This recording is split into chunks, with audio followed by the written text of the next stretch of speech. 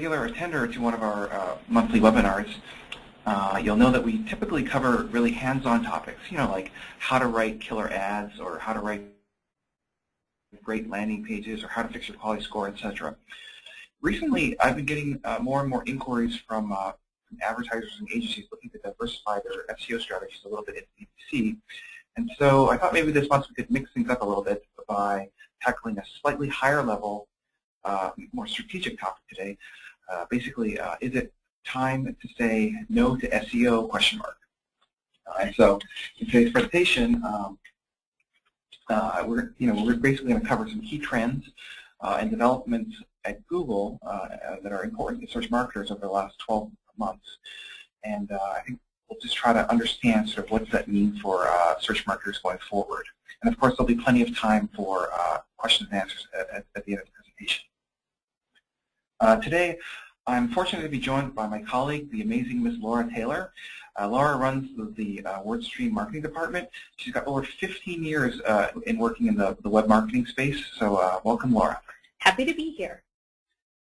My name's Larry. I'm the founder of WordStream. I'm the CTO here. And just one quick thing I want to disclose right off the bat here is that I've been doing PPC and SEO for about 10 years now. Basically, I split my time roughly 50-50 between search marketing and product design work for our PPC management platform. And so, I know how it is. You might be thinking, well, of course, WordStream is going to say no to SEO because they sell this PPC management platform, and like, what are you expecting them to say? Another thing you might be thinking is like, these PPC guys, what do they know about SEO? Like, of course, they don't understand it, and they're going to be dismissive. Well, I just want to say, like, WordStream is actually we actually do quite a bit of SEO here. So, like, if you do a Google search for like a competitive keyword, like keyword tool or AdWords, you'll see that we actually rank on these super competitive keywords. And so, my point here is just we're not SEO dummies. I understand the value of SEO. In some ways, you could make the argument that I'm both long and short SEO, meaning my business here, it's a PPC management company, but that is deriving a significant number of our leads through SEO. And so from that perspective, I happen to believe that I'm a little bit less biased than someone who's only doing SEO, if that makes any sense. But anyways, I just wanted to explain sort of my personal perspective a little bit to see, so you can see where I'm coming from at least. So with that out of the way, I thought we could jump right into the presentation, though I think we have a couple questions we want to ask the audience here. So Laura? Sure. I'm going to launch a poll right here, and really the goal is to get an understanding of who's on the call. Let us know how long you've been doing search marketing. Either SEO or PPC or both, less than a year, 1 to 3 years, 3 to 5 years, 5+ years. And so that's open now, and we'll just give you a little bit of time to answer. And good, we're getting some good responses here. Lock in your votes, people. Lock in your votes. Okay, I'm going to close the poll, and I'll share the results with everybody so you can get a sense of who's on the call. Looks actually pretty even. Right. Look at that. We've got just as many novices as veterans here. Can you imagine, like, how much of a different experience that these less than 1 year people have compared to people who are doing SEO for more than 5 years? Unbelievable. A whole new world. All right, so here's another question. So based on that, based on how long you've been doing that, and you think about the past 12 months, how would you categorize your performance, as it relates to your SEO initiatives over the past 12 months? Are you new to SEO, therefore you don't really have a lot of performance to evaluate? Do you not measure your results or can't measure your results? Are you disappointed? Do you feel like your results are satisfactory? You're seeing a return on your investment? Or do you feel your results are stellar? Is SEO really one of your most successful lead traffic generating sources? Hey, Laura, without wanting to sort of bias all the votes here as they're coming in, I was curious. You're in the marketing here, the web marketing at WordStream. How would you categorize sort of performance of the SEO initiatives that we do here? I would say definitely satisfactory.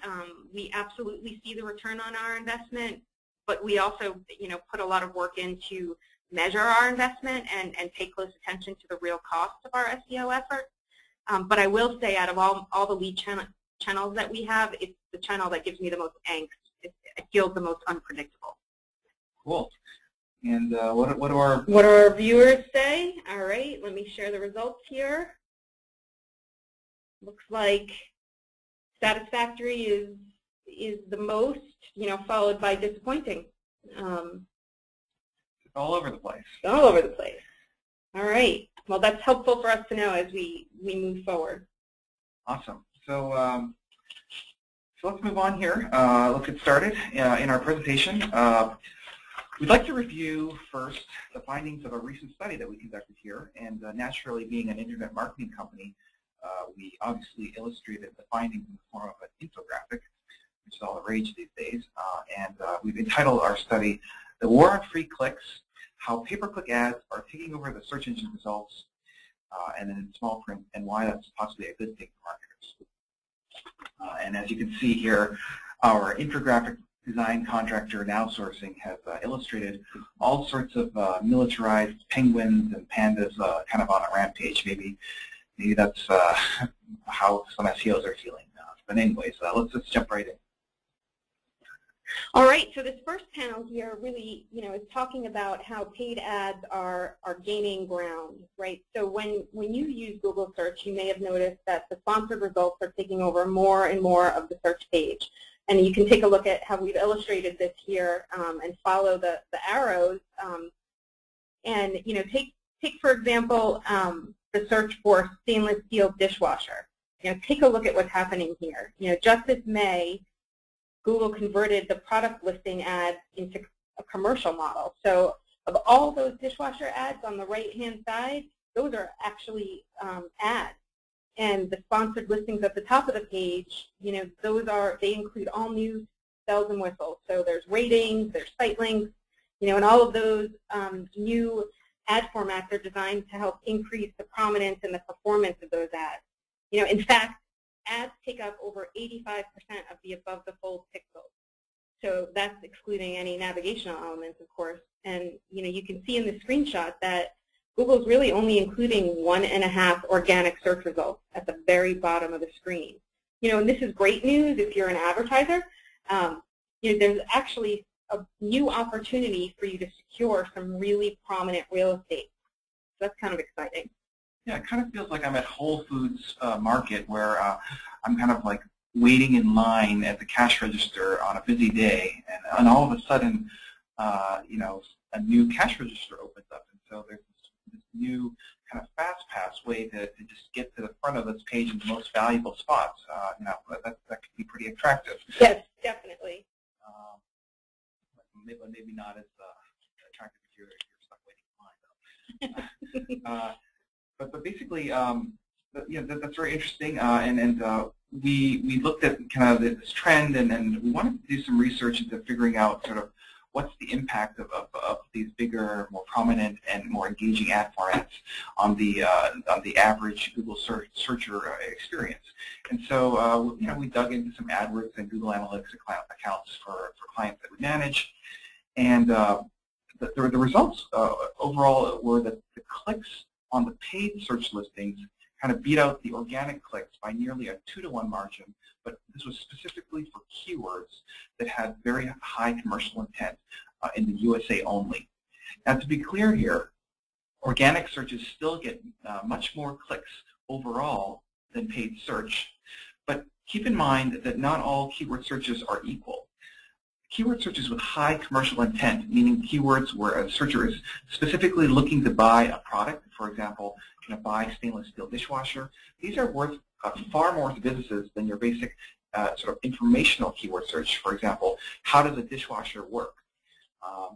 And so we used, in terms of the definitions, we used we defined keywords with high commercial intent using Google's definition. So we're looking specifically for keywords that triggered Google Shopping or Google product listing ads. And keep in mind this was for the USA only. And so, our data could also be interpreted as when you see a search where sort of the Google ads and product listing ads are taking up the majority of the screen, the majority of those clicks will go to the paid listings. And so one of the reasons why we call this infographic the war on free clicks, it's because if you think of the search engine results page as a bit of a battleground where we're fighting for prominence. In the last year we're seeing that SEO is kind of being squeezed a little bit on two fronts. On one hand, you've got these kind of big, supersized, large ad formats that are really relevant and engaging for commercial keyword searches, which has the effect of kind of crowding out the organic search results. And then within the organic search results themselves, Google has been aggressively attacking SEO spam and making sort of organic search more difficult and more unpredictable. So we just have a couple more stats to share here. Great. So, when we look at some of these additional stats, additionally, SEO Book, they conducted a consumer ad awareness study this April. They basically asked 1,000 people, does this search result have ads on it? They found that people were generally unaware of ads versus, paid ads versus organic results if there were actually no ads in the right-hand column. So most of these yes-no questions came down to about a 50-50 vote. So even though all of them actually had paid ads on them. Another study from the Pew Internet Research firm from a few years ago essentially found the same thing. And one other interesting fact, what Google tells us is if an advertiser buys an ad for a keyword where they already have a first-page organic listing, that on average 89% of the traffic generated by the paid search ad is actually new traffic they wouldn't have gotten if they just had the organic listing. Well, that's a really interesting survey, Laura, because I know there's a bunch of studies there that say people say they don't click on ads, but it's really interesting to see that when they're actually tested to see if they can tell the difference between an ad versus an organic result, half of them can't tell the difference. So that's a big difference there. And so basically, we just want to talk a little bit about so who's taking the spoils of this war. As I mentioned earlier, SEO definitely takes more clicks than organic search, but the ratio of paid clicks to organic clicks varies largely based on the type of keyword that's being conducted, the keyword search that's being conducted. And so on one end of the spectrum, you've got these question and informational keywords like when is Labor Day or whatever, and the person who's conducting those very important search. Well, maybe that's a very valuable search for me. But the person conducting those kind of searches, they're really looking to learn something. And so, organic search tends to soak up the majority of those, the vast majority of those kind of informational keyword searches. In fact, Google doesn't even display ads for most informational searches. And on the other hand, what I was saying earlier was that when it comes to those high-value keyword searches where someone is ready to buy, something like the best internet marketing software, those types of searches, they're ready to, they know what they need. We're finding that the paid search actually is giving organic search a little bit of a beat down here. And so keep in mind, there's many different types of keyword intents. There's off the top of my head, there's local searches like addresses, or there's branded searches like Nikon D90 or something. Our study, it didn't really focus on every type of keyword search, but but the one thing that we can say is that the trend of Google being a little bit more dogged about keeping the high-value clicks to themselves is undeniable, and it's unlikely to stop in the near future. I think the other thing that this chart really helps us understand is that there are different search tactics depending on the types of keywords that you're trying to target, and that if you're going to have a balanced strategy, you're going to want to hit those informational keywords. So what is a dishwasher? How does a dishwasher work? Along with where can I buy a dishwasher in Massachusetts, along with where can I buy a GE dishwasher, and what is the price of a GE dishwasher. And for some of those, SEO is going to be the right choice, and for others, PPC is going to be the right tactic. A lot of my colleagues who are in the SEO community say that it's really important to target the informational keywords because they view it as a longer-term lead nurturing kind of like, first you capture them when they're doing early on in the research phases and all that stuff. But my point is that that doesn't mean that you should not capture people who are ready to buy right now. You know what I mean? Like I think it's like all of the above. So anyways, just moving along here.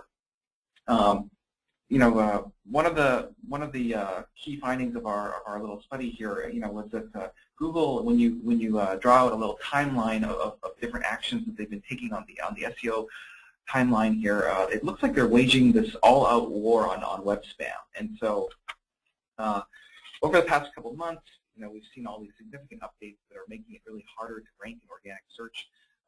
Beginning in February of 2011, where Google kind of cracked down on thin content, with the Panda update, that has impacted 12% of the search results, followed by later this unfortunate Google Analytics brouhaha, where Google is now withholding kind of organic search referral data, making it really hard to analyze organic search query data. Oh, not provided. That's a disaster. But you can still get that, interestingly enough, you can still get that data from your paid search campaigns. Earlier this year, Matt Cutts was even threatening, threatening sites that do a lot of SEO with an over-optimization penalty. He was saying we want to level the playing field a little bit here. And in fact, they carried through that plan by rolling out an over-optimization penalty, also known as the Penguin update. And then the idea here is that Google is now devaluing, certain SEO tactics that used to be a little bit more popular or favorable a couple years back. And so the net result of this is just that organic search, it's really becoming harder and more costly to execute, and challenging to measure, and increasingly unpredictable.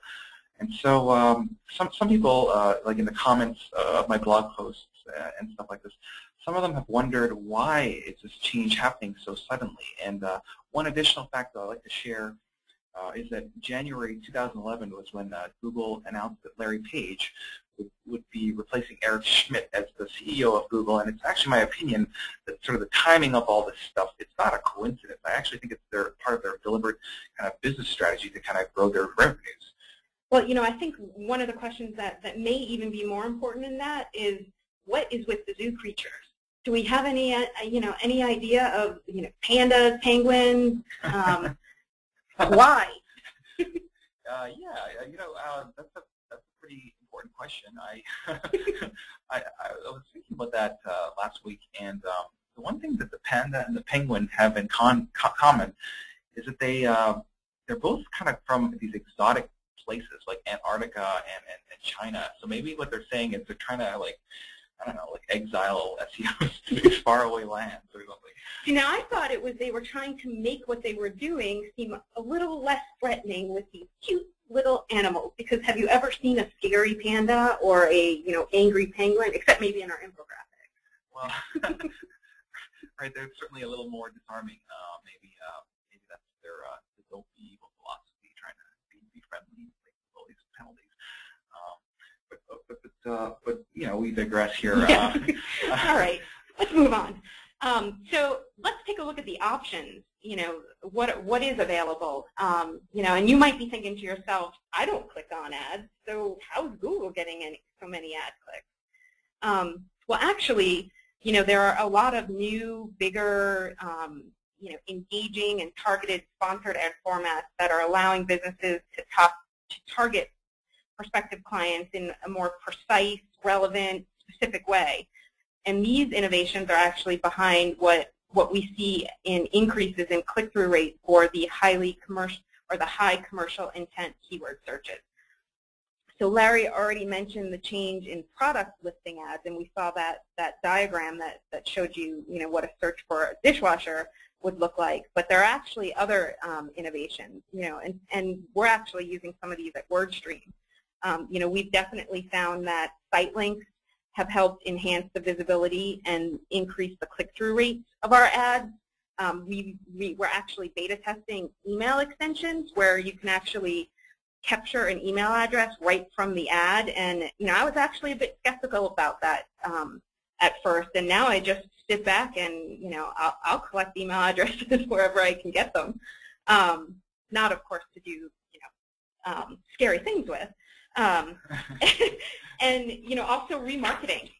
Remarketing for us, that was my expectations with remarketing were really set at brand awareness. That I was going to really see an increase in maybe branded organic searches and just general brand awareness. But we're actually seeing conversions from our remarketing, and it's really valuable. And then, by the way, just for the people who are new to search here, remarketing is a really powerful tactic in Google AdWords that allows you to place a cookie on visitors that hit your website, and then once you've tagged them, you can kind of chase them around the internet, displaying your banner ads like relentlessly across like the New York Times or CNN or any website. Like there's 2 million sites in the Google display network, and you can just chase them around until they give up and click and convert to a customer. Let's not necessarily say chase, because a lot of people on this call right now will get the wonderful value of seeing WordStream's remarketing. Right. Kind of like one of those puppy dogs that kind of follow you. Right. All, cute. like, oh, that's very nice and sweet. Right.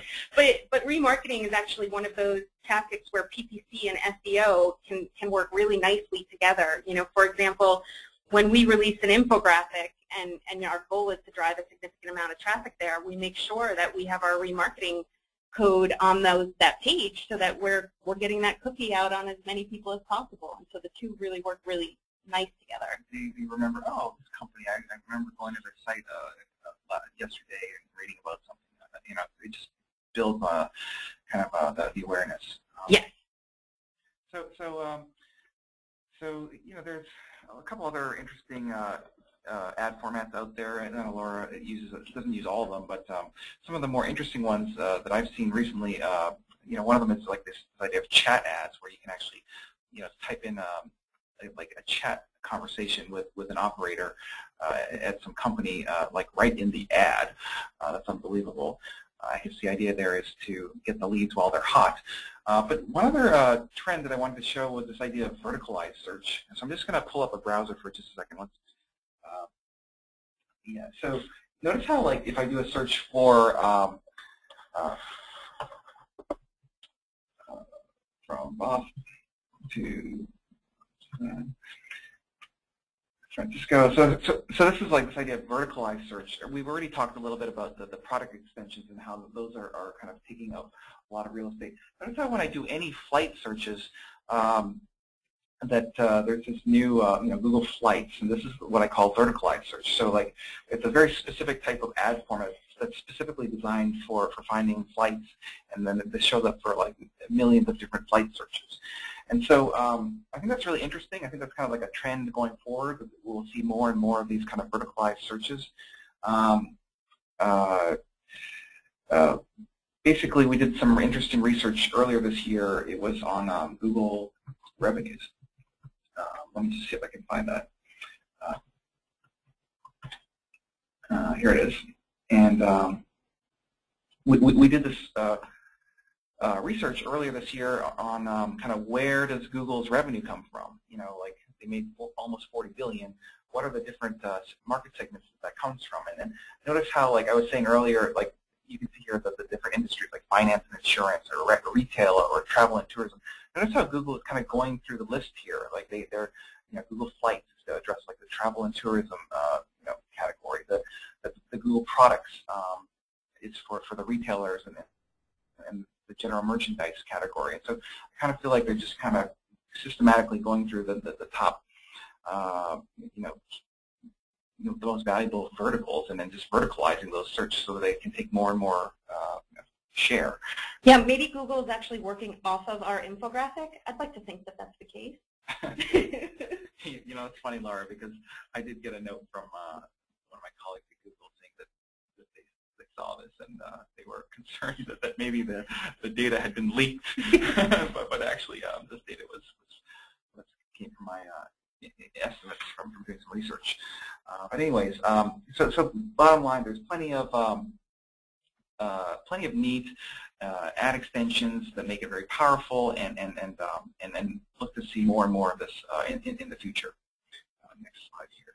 Great. So, you know, of course, we've got this. You know, who's winning the war, right? What's the best technique or best you know, most valuable channel? And you know, obviously, it's too early to declare victory for either side. And of course, when we say war, we're sensationalizing it because we're marketers. That's what we do. You know, but it is too early to declare victory. You know, the one thing that's clear, you know, from our research is that the board is definitely set. The pieces are in motion.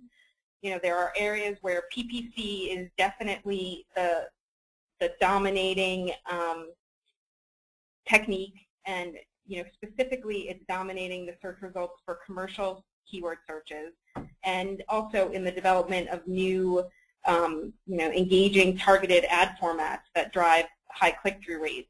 But PPC is still considered difficult for beginners, and you know, Google definitely makes it easier to spend than to save. That's for sure. But there are also areas where SEO appears to be winning and is dominating search results, particularly for informational keyword searches, right? More of that top of the funnel type of search. But SEO is getting harder to do, you know, harder to measure, more expensive, and you know, probably most importantly for me is the least predictable. You know, I need to turn to my CEO, and say, hey, I know I'm going to get X amount of leads or sales from a particular channel, and with SEO, I never know if the algorithm is going to change. Right, it's a pretty big risk there. You know, Laura, I just want to share two quotations here from two of my colleagues. The first is from Aaron Wall. Aaron Wall is the founder of SEO Books, so he's a really great guy and very smart SEO savvy guy, and he actually helped me in compiling the research for my study. He was one of the reviewers who looked over my data, and you know, I asked him. Actually, he was asked recently in a recent Search Engine Journal article, sort of about the fate of SEO, and here's what he said. He said, "I don't think that the industry will die a quick death or die all at once. More likely is that people will slowly get marginalized while their profits decline." And there was this golden opportunity for about a half-decade, but that this door is starting to close. The other quotation is from my colleague Danny Sullivan. He's the editor-in-chief of Search Engine Land. He's also a guy who knows quite a lot more about SEO than your average Joe. He wrote a really interesting article immediately following the Penguin update, and his main point was, in his words, that one of the most important rules of search engine optimization, it's to not solely depend on SEO. And I'm really surprised when people fail to learn this lesson. Is what he says. Those hit hardest by last week's Penguin updates are just the latest to learn it again. So basically, it's kind of like Google is the house. You know, they control the algorithm, they control the layout of the SERPs. You know, they're a business. They're trying to increase their profits. They can do whatever they want, and so you know, Google doesn't owe you or anybody SEO clicks, and so you know, that's kind of the key takeaway here. All right. So now that we've had a chance to review these recent industry trends, to quote the great YouTube philosopher, Hungry Bear 9562. What does it all mean? Yes, the double rainbow. What does it mean? I've thought about this a lot, you know, because as Larry mentioned earlier, WordStream does both PPC and SEO as part of our overall marketing mix. So, you know, we pulled together 3 takeaways, and we're really interested in hearing your opinion here too when we get to questions. All right. Key takeaway number one, that PPC is a really important part of the mix. Look, if you're a business owner and you're trying to sell products online, my study basically suggests that SEO is becoming less and less viable for the reasons that we're talking about, the paid ads becoming more prominent and relevant and soaking up sort of the lion's share of those valuable clicks. At the same time, SEO becoming more complex, more expensive to execute, and difficult to measure and less predictable than before. Now, the interesting thing here is that most SEOs that I speak to, they really understand the value of a #1 organic ranking. They really understand how much more valuable the first spot is compared to the second or third or fourth spot. But now it's like with all these supersized ads, that #1 organic listing, it feels more like a #3, #4, #5 spot, depending on how many ads are there. And so you might think, well, maybe nobody clicks on those ads. But remember those studies about like half of the people not being able to tell the difference between the organic and sponsored listings. And so it's like, I don't get how you could, understand the difference between the the first and second spot in an organic listing, but not understand how important it is to also have a paid search result showing up in the top 3 there. And so if you're still unconvinced, one other factoid that I'd like to share with you is that Google made $40 billion in revenues last year, and 97% of that revenue came from ads, clicks on ads. And so there are people clicking. yeah, that's probably around 80 billion clicks, okay? Google's business is growing at roughly 25% a year. So, according to my estimates, I believe that Google will have to come up with an extra 20 billion clicks this year to keep their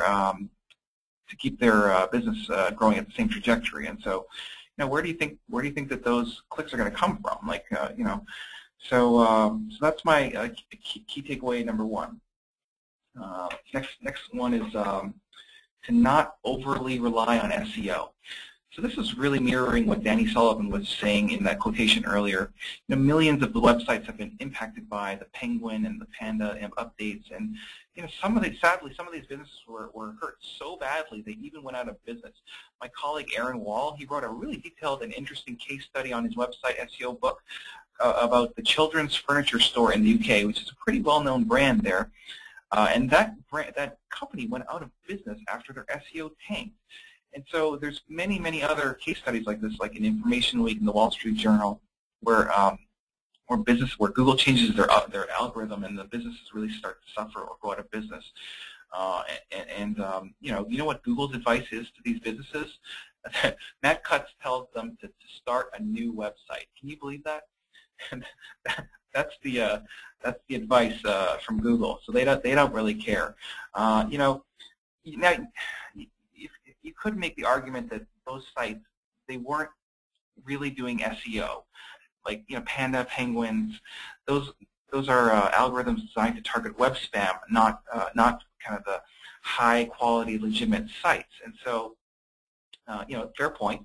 Nonetheless, I feel like it's very difficult for small businesses to figure out the difference between completely sort of white hat tactics versus the gray and black hat stuff that can kind of get you in trouble. Specifically, many businesses like they have no idea what's going on. They've got these SEO agencies doing the work on their behalf, trying to get them rankings.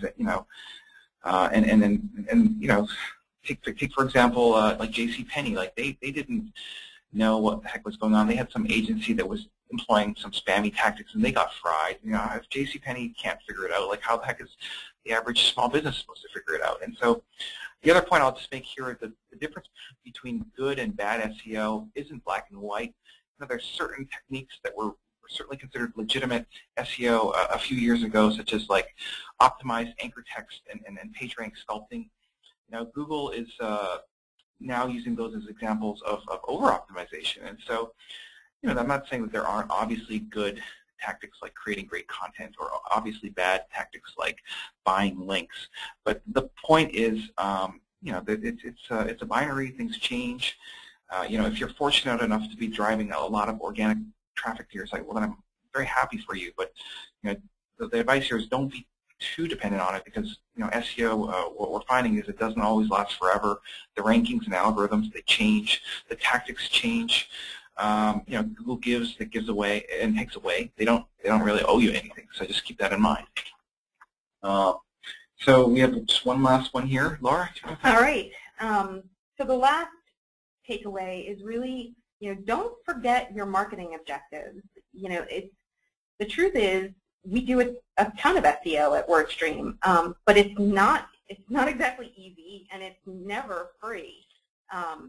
We spend a lot of resources on it. We have many people dedicated to doing work such as link building, creating content, blogging, but I really try to be realistic about the costs and the challenges, and we work exceptionally hard at it, and we're good at it, partly because we are a search marketing company. Can every small business really get the same results that we get? I don't think so. And for us, we worry that companies that don't eat, sleep, and breathe internet marketing can't really keep up with the changes. The key here is really to remember, what is your goal of doing SEO in the first place? For many small to medium-sized businesses, it's to sell products or services, drive qualified leads to their website. If that's the case, then it's really important to periodically reassess the cost. What is which is true, of course, for any marketing activity, not just for SEO. And when we talk about costs, I don't just mean cost for software. I mean cost for the resources that you're bringing on, the entire team you have dedicated. When you say that you can't invest in a new channel like display or PPC, but you have a team of 5 or 6 SEO resources, it's time for you to look at the results you're getting there and make sure you're actually getting the ROI you expect. Laura, just to add on to that, it is a little hard, I'll admit, to fully estimate the cost of SEO because, a lot of it is time and interdepartmental dependencies, and even here at WordStream, we build free tools like the AdWords Grader and the free keyword tool. Like we actually design tools for increasing our SEO presence, and there's a lot of people involved, and including my time, and it's hard to estimate all in, but just try to be as realistic as possible. And the other challenge on sort of assessing the benefits is it's just kind of like not everyone. There's always good SEOs and mediocre SEOs, but a lot of SEOs are kind of fixated on rankings and traffic, and what's really needed is to really focus more on kind of what's the output of that traffic. So doing this kind of more holistic attribution and modeling, and then trying to determine the value of what that SEO is actually driving. And more often than not, I find that that's kind of omitted, and so that they're not fully getting a great picture of the true value of their SEO. Yeah, I mean, when you think about it, if Google were to turn to us and give us a really easy way to precisely target just the keywords that are relevant to our business without requiring, complicated tasks like social media bookmarking, link bagging, link baiting, writing new content, and imagine that they made that paid ad way more powerful than a standard organic ad by providing things like, email extension, click to call, email extensions. Prominent first page. Right. That kind right. of stuff. You really got to think about, are you getting a better ROI for those high, commercial intent keywords with something like PPC? It's kind of reminded of the old saying, if you can't beat them, join them. Well, maybe it's not as easy as that, but maybe it's in that vicinity. Well, anyways, Laura, that's great. I really appreciate all your insights here, especially as someone who runs the marketing here at WordStream. She thinks about this kind of stuff all the time. That kind of wraps up our 3 key takeaways. I know there's a bunch of people on the call today who are mainly SEO only people. Actually, that's the majority of you, and so I was kind of interested in hearing what you have to think about this. So we've got another poll here, and it'd be really valuable to hear, do you agree? Do you agree with what we're saying here? And to be clear, what we're not saying is PPC is always the right choice, and SEO is never the right choice. It's for those. What we're really trying to say is that for those people who are solely focusing on SEO, we challenge you to think a little differently and look at the value. But so, what do you think? Are you undeterred? Is it SEO or death?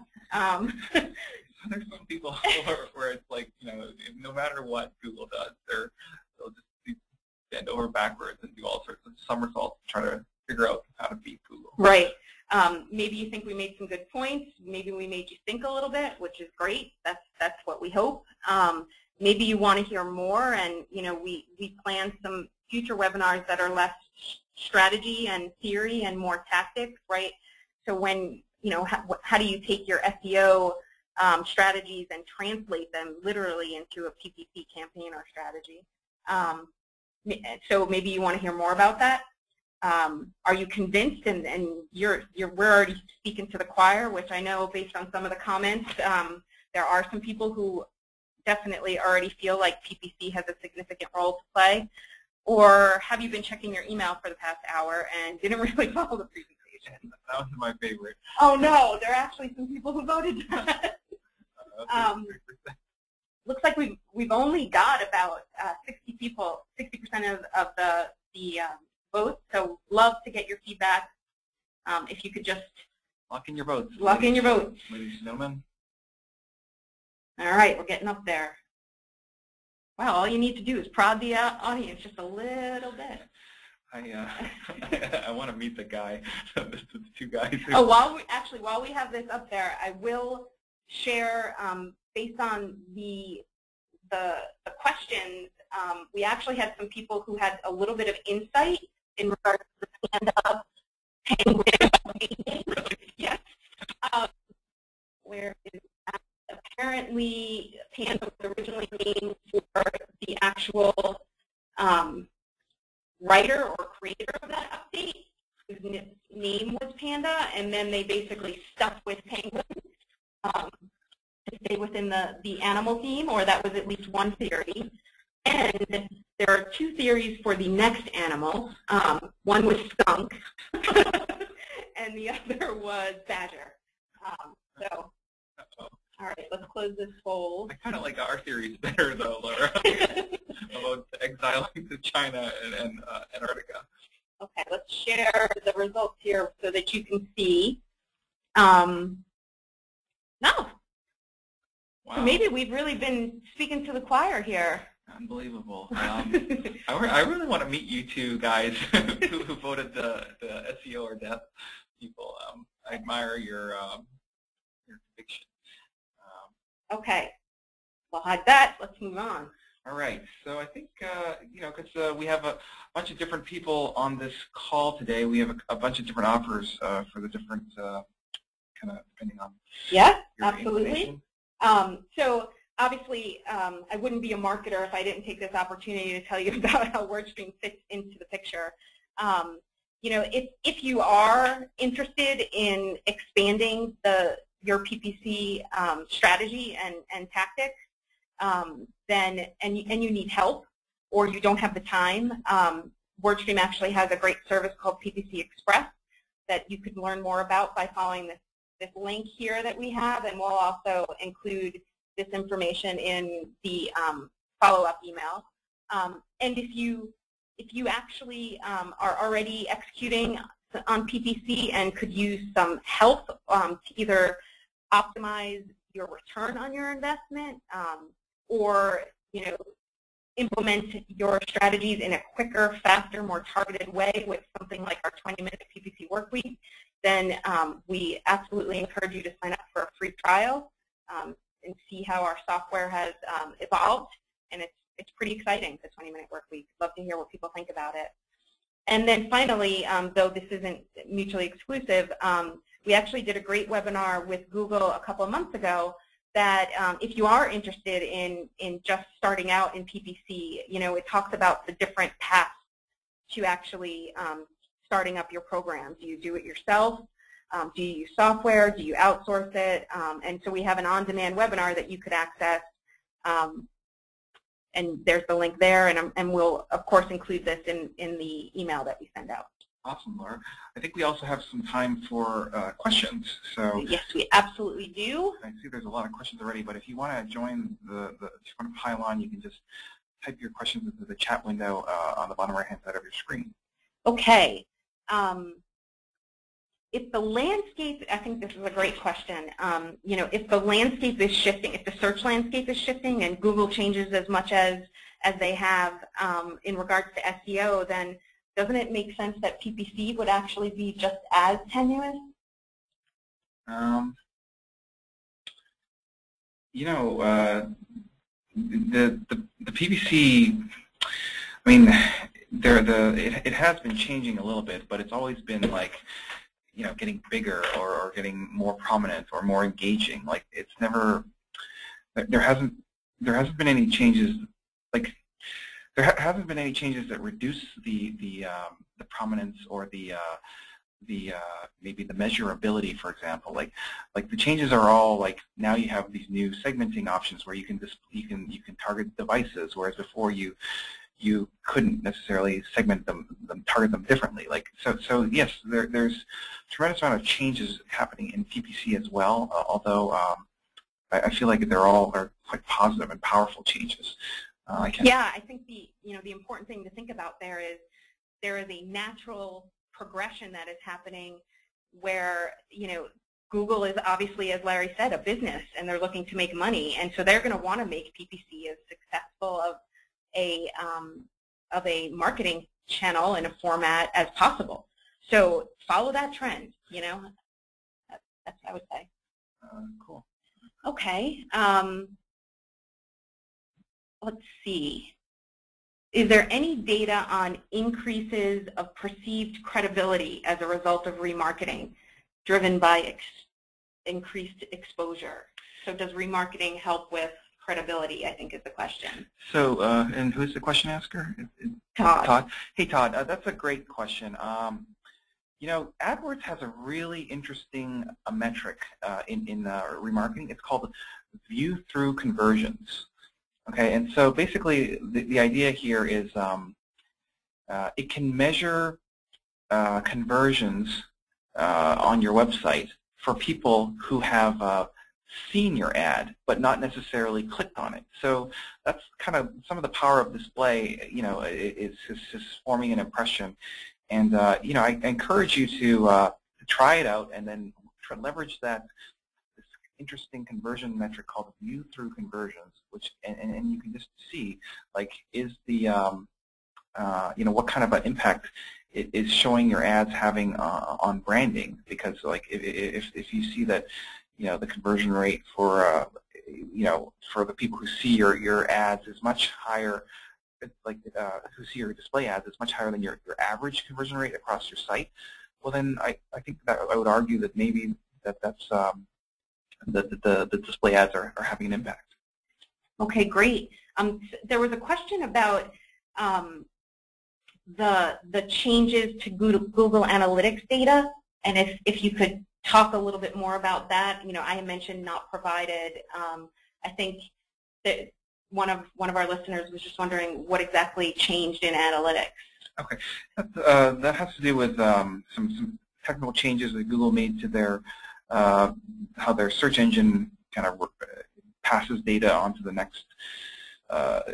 It has to do with the withholding of referrer data, like to see like Google used to be able to, when someone clicked on your website through a Google search result, you used to be able to see what was the keyword, the search term that the user actually typed into Google that led to the discovery of your site. Now that data is now being kind of obfuscated. It's being hidden and encrypted, and so that valuable data is no longer being passed along to websites. And so the net result is that it's just harder to sort of analyze the effectiveness of SEO because you don't know how they're finding your site. But this change is only impacting organic search on encrypted searches. So like when you have kind of the SSL, like secure search turned on, so it's roughly about half of the searches. Yeah, I mean, I can tell you for us at WordStream, the frustrating part is we don't know what keywords are bringing in most of our traffic from an organic perspective. So we do actually rely on our PPC metrics to help us make decisions about the keywords that are the most important for us to prioritize our SEO efforts. Right. Isn't that interesting? Yeah. I wonder if that was by design or just coincidence. Okay, some other questions here. There was a question that basically the example of the highly commercial intent keywords, illustrated these great new ad formats that help support e-commerce and B2C. But are there more B2B? Are there new formats that really help with B2B, so services versus selling an actual product? Yeah, I think there's going to be an explosion of really interesting ad formats. I'm just going to show you my screen here. Google has these things called product comparison. Let me just, I can't see it. Product comparison ads. And here's kind of what it looks like.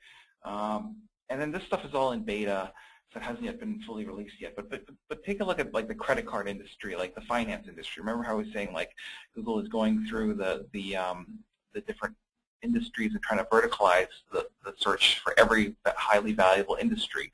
Here's the finance industry, like for loans and credit cards and what have you. I can clearly envision like a near future where if someone searches for like zero balance transfer fee for credit card, that Google will just find the offers that are relevant to that to that search and show the ads in this kind of verticalized ad units where it's a form of paid search. And this kind of product comparison, this is a comparison ad format.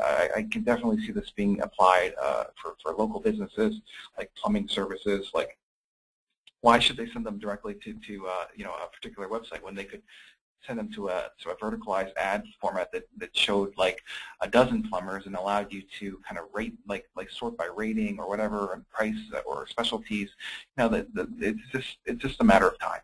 Yeah, and I also think with the integration with Google Plus, where you can see who your folks within your network have actually plus one, and those are actually already, I believe, appearing in ads. Of course, yes. Those are called social extensions. You can link your Google Plus company page with your AdWords accounts. And if you actually have a lot of links to the Google Plus page, does that affect your quality score or your PPC ranking? I don't know about that, but I do know that Google will it helps if you have a lot, like a big network of Google Plus followers, and that you link your AdWords account to your Google Plus page, because then you'll get a lot of annotated impressions where like your friends are searching for something and they'll see that you recommended something. So that's helpful. That always helps to improve the click-through rate. All right. I'm just looking through the rest of the questions. Someone has said it looks like you guys are pushing PPC because that's the majority of your business, and yeah, can you talk to that? Yeah, look, I kind of talked a little bit about that earlier. We certainly do get that criticism. Like, of course, they're going to say no to PPC, no to SEO because that's kind of in their interest. But I was just trying to say, like, look, everyone has an interest here in this industry. Like, if you're talking to someone whose livelihood depends on SEO because they're an SEO consultant or whatever, of course they're going to be like very, very biased towards SEO or whatever. And so the only point I was trying to say was that I feel like I'm a little bit a little bit less biased because we do both. Like we do a tremendous amount of SEO and also do a lot of PPC. And the one thing that I'll say is that, like, if I was just trying to push PPC, I would have done this presentation 5 years ago. Okay, I'm doing it now because, you know, it's a reflection of the reality of what's happening in the industry, which is like we're getting all these emails from people who are saying, like, oh, now, like, I'm getting less traffic from SEO and I need to bolster it or something. You know what I mean? Like, so that's like the best, most convincing argument that I can make here. I understand your point, though. All right. Well, why don't, you know, we'll leave it off there, and we definitely would love to continue to get your feedback. So